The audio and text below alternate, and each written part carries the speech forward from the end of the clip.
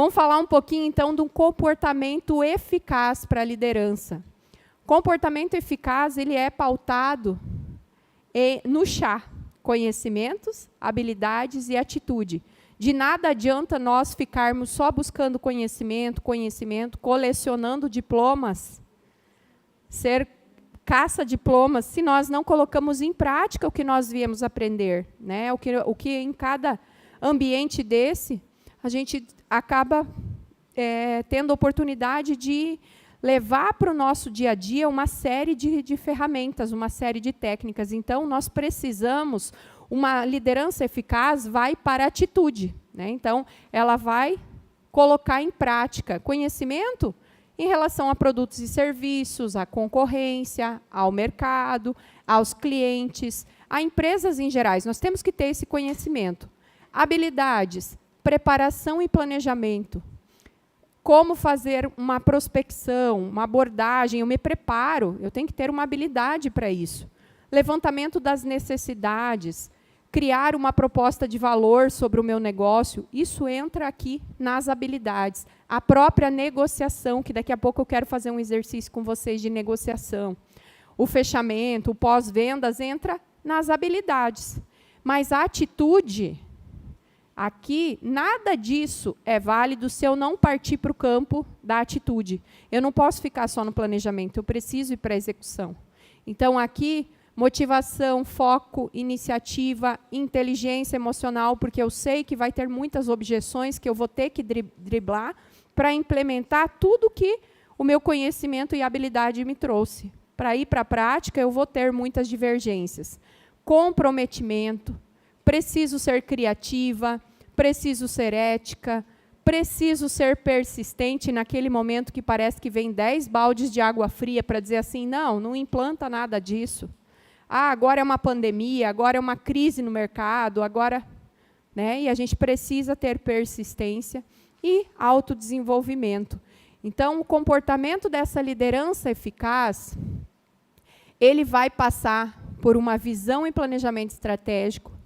Após esse planejamento estratégico desenhado, eu preciso comunicar isso claramente. O time, a empresa como um todo, tem que fazer sentido para eles esse planejamento estratégico que foi traçado, o porquê. A pior coisa que tem é quando você está andando e não sabe para que direção você está indo.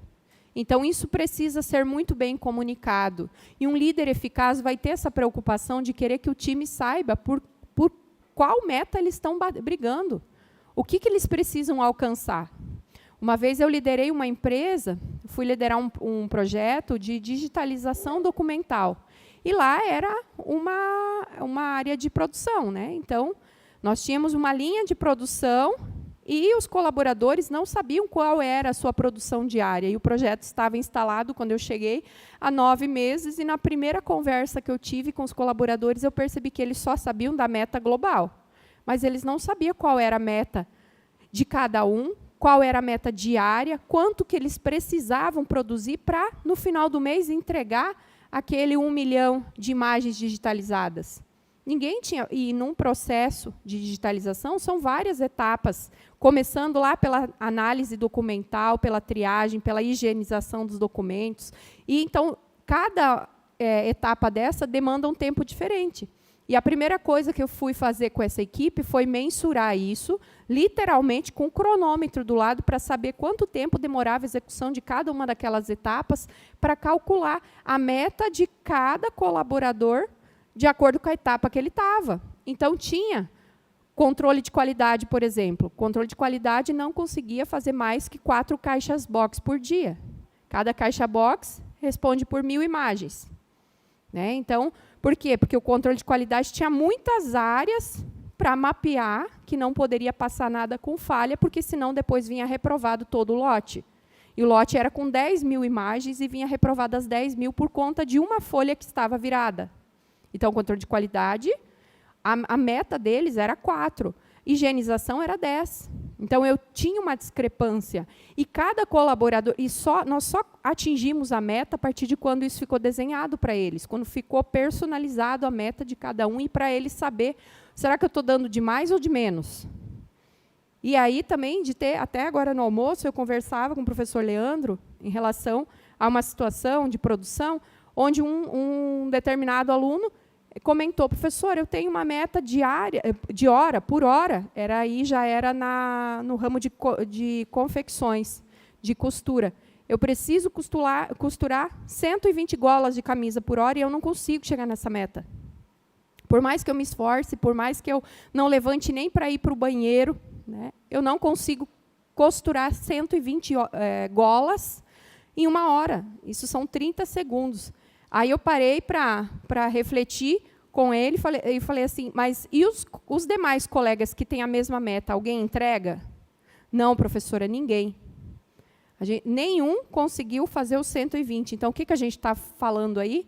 De uma meta que foi superestimada, de uma meta que provavelmente não teve esse cuidado de pegar e mensurar, colocar um cronômetro e ver, gente, o que é possível humanamente nesse tempo. Então, a meta não pode ser inatingível, porque metas inatingíveis desmotivam demais a equipe, né? Depois, desenvolvimento e relacionamento. O líder tem que ter esse olhar, um líder eficaz, de desenvolver as pessoas e de querer criar um ambiente de relacionamento no ambiente de trabalho, para que haja uma harmonia, que as pessoas trabalhem de uma forma mais leve. Tomada de decisões, ter coragem de tomar decisões, porque o tempo todo você vai estar sendo pressionado por decisões. Então, o líder precisa ter coragem para assumir riscos e tomar decisões, e buscar mitigar aquilo que for possível, né?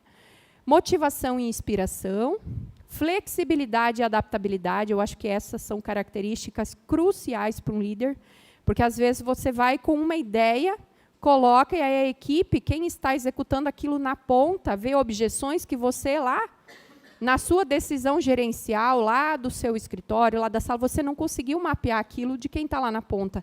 E o olhar de quem está lá na ponta é importante também. E não tem nada errado, e, aliás, é louvável de você mudar a sua ideia, a sua estratégia, e incluir a ideia que alguém lá da ponta trouxe, porque aquela pessoa mapeou realmente uma dificuldade ali do operacional, que às vezes você lá na gestão não percebe, porque as suas demandas são outras, faz tempo que você não faz aquilo na prática, ou você não fez ainda, né? Então, isso é bem importante, ter essa flexibilidade e conseguir se adaptar, abrir mão da sua ideia quando você percebe que a ideia do outro está mais redonda do que a sua, né? E se adaptar a isso. Gestão de conflitos é uma dos pontos essenciais para um gestor, que ele saiba gerenciar conflitos que vão acontecer. Nós lidamos com pessoas. Pessoas conflitam o tempo todo, e que bom que conflitam, porque é assim que nós temos oportunidades de melhoria. Seria muito ruim se a gente tivesse todo mundo quadrado, todo mundo redondo, e ninguém diverge com ninguém, né?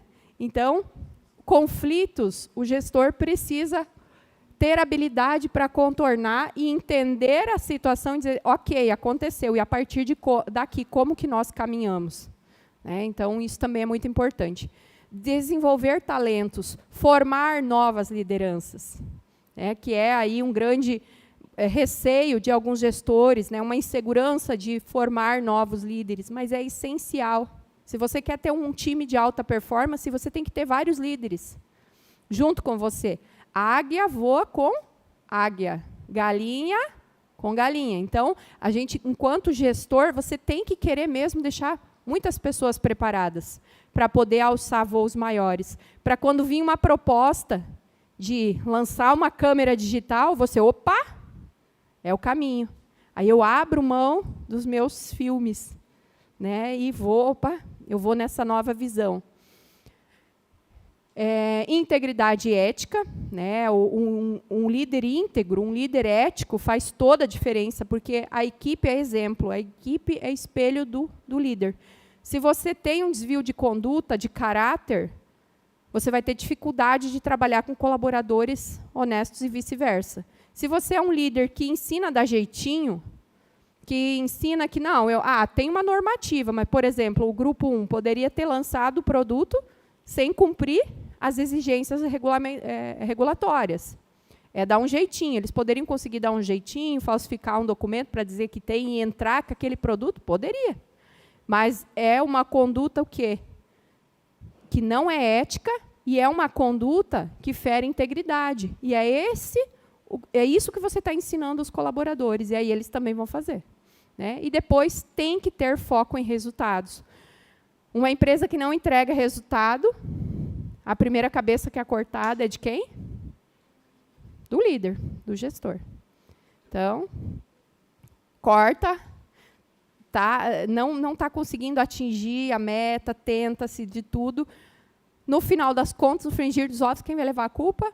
O líder. Né? Então, é a cabeça do líder. Então, tem que ter o foco em resultados. Então, competências, um pouquinho até só retomando, competências do líder de sucesso, ter grandes princípios de ética e moral, dar metas e objetivos com regras mensuráveis. Então, ele tem que passar metas e objetivos para a equipe, mas qual é a métrica? Eu preciso de uma métrica. Aquilo que eu não tenho como medir não vai ser executado, fica muito na filosofia. Né? E nós temos que ter ação prática.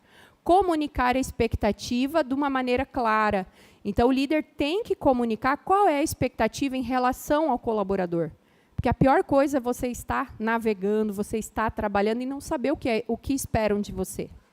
Né? Então, isso tem que vir de forma clara, flexibilidade para mudar de opinião, ser comprometido com os treinamentos, comunicar sempre de uma forma aberta com o seu time, aberto a novas ideias e direções. Então, aqui vai entrar, né, o democrático, o situacional, o transacional, né, que considera novas situações. Criar sentimento de falhar e ganhar como equipe. Tá? Então, assim, se eu ganhei com a minha equipe, não eu, líder, alcancei o resultado. Se não foi batida a meta, a equipe não bateu a meta. Tá? Então, todos, porque o líder passa a fazer parte, deve fazer parte da equipe. E é muito triste quando há resultado positivo, o líder assume para si o resultado. Não, foi devido à minha liderança que a entrega aconteceu. E aí, quando a meta não vem, você não atinge a meta, não, é aquela minha equipe. Aí a culpa da equipe. Né? Então, e a gente vê isso muito, né, na rotina, no dia a dia. Então, ter esse olhar de que você ganha e você perde como equipe. Tá? Então, ajudar os liderados a se tornarem futuros líderes e fornecer segurança para testar e errar. Me preocupa muito quando eu escuto de um gestor assim, aqui na minha empresa não pode errar, ninguém pode errar. Nossa, isso me dá uma urticária. Porque só erra quem faz. Quem não faz as coisas, quem não executa, quem não busca novidades, não erra mesmo. Porque aí você está impregnando uma cultura de não arriscar nada, de não tentar nada, por isso que não vai ter erro quase.